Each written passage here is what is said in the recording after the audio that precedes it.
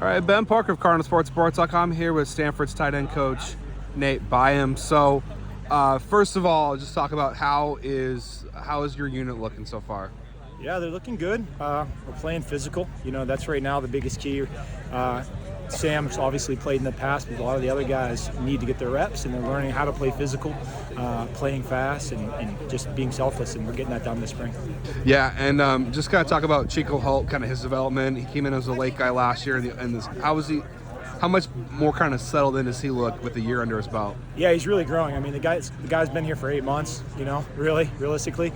Came in like week 3 of camp from the transfer, and we just put 25 pounds of muscle on him. He works his tail off. He really wants to learn the technique. He's hungry to learn, and really he's like I call him like a big St. Bernard puppy right now. He's just learning how to be coordinated as a grown man and how to attack these blocks, and he's really progressing. If you look from practice 1 to now, he's really doing a great job building on it every single day and taking steps forward. So we're really excited about him and what he can do for us. Yeah, and then talk about Sam Roush, kind of same kind of question, just kind of what areas of his game have you most seen kind of growth from him since you started coaching him? I mean, his technique with his footwork, his hand placement, the kid is very strong. He's very selfless, which is huge for our guys. He'll do anything you ask for him. Just hit him in the face with a shovel and he'll say thank you and keep on going. And he's a leader for our guys. He's a leader by how he goes about his business every day on and off the field. So he's grown in there. And then obviously technically he just keeps getting better and better. And he's a guy that we can really rely on. Yeah, and then as far as like a tight ends coach, I think I'm probably asked this to you before, but just how do you kind of divvy up time between receiving time, pass blocking, run blocking? How do you kind of divvy up those different assignments in a given day? Yeah, I mean, it's all about time management. Most people do one drill in a 5-minute period. I'm going to get 2 to 3 different drills in that period, right? So if we have 3 periods of indies, I'm going to get 6 different indie drills in minimum, because we got to make sure we cover all those things. And I think it's vital for our guys to be very well-rounded, because we're Stanford. We're not an average tight end group. We want to be an elite tight end group, and the only way we're going to do that is being well-rounded. No guy gets to be average at one thing to be great at the other, right? So we need to be very well-rounded. So we find ways to implement different drills that's going to get us dialed in and ready, and that's how we study the film, and that's how we go about there and get our indie work in. Stanford's had a lot of great tight ends coming through the program. Any guys that have kind of come through recently or lately to kind of impart wisdom or anything, or just any guys they've been able to meet or anything like that? I mean, we've talked to multiple tight ends that have played here in the past. I mean, I was talking with Evan Moore multiple times over the last couple of weeks. I've talked with Tucker Fisk, has talked to our guys about what it means to get to be a tight end. I know he was a guy, one of the real tough guys who played both sides of the ball in different situations, which is huge.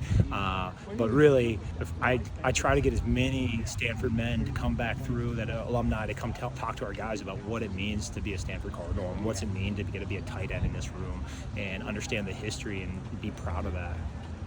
One guy that comes through a lot is Andrew Luck. He's still here, biking around, driving around and whatnot. How huge is it to have a legend like that that's just here all the time? It's great for our guys. I was at a birthday party. I was at a 4-year-old birthday party yesterday with him. I see him quite a bit, and he's always around, and he knows every kid by name, every one of our players by name, and he genuinely cares about our guys and this team and wants to help them, and it's really awesome to see.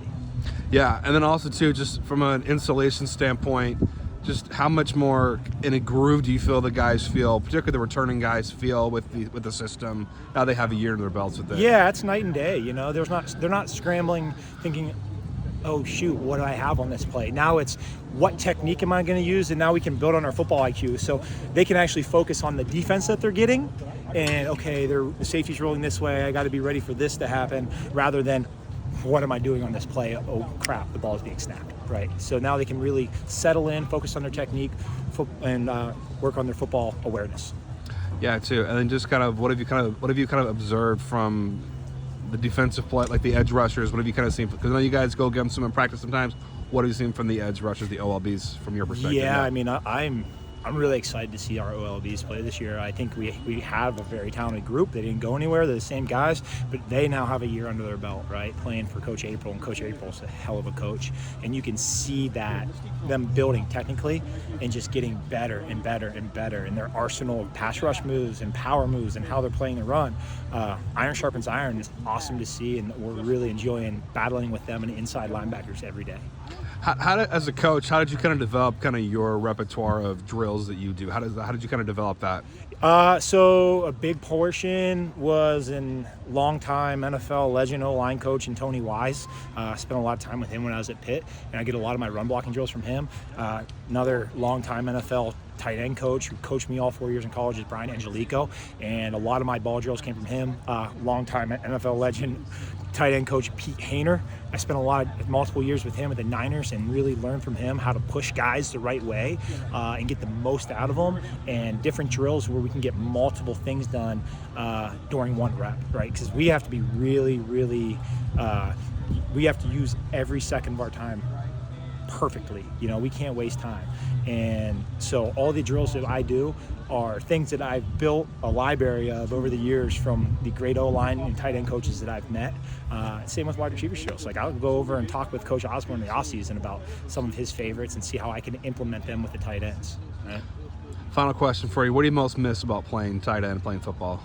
Hitting the piss out of people. That's all I want to do. I just want to strike people. I just tell these guys every day, I'm so jealous of you. I'm so incredibly jealous that I don't get to go out there and stick my face on somebody and get after it, man. So, especially in this beautiful weather at Palo Alto, we got the air conditioning on at all times with the sun out. Like, they just got to fly around and hit people, man. I miss that, and I love getting to help them do that at a high level. Perfect. Thanks so much, Nate, and good luck rest of the spring practice period. Thank you. I appreciate it. Yeah.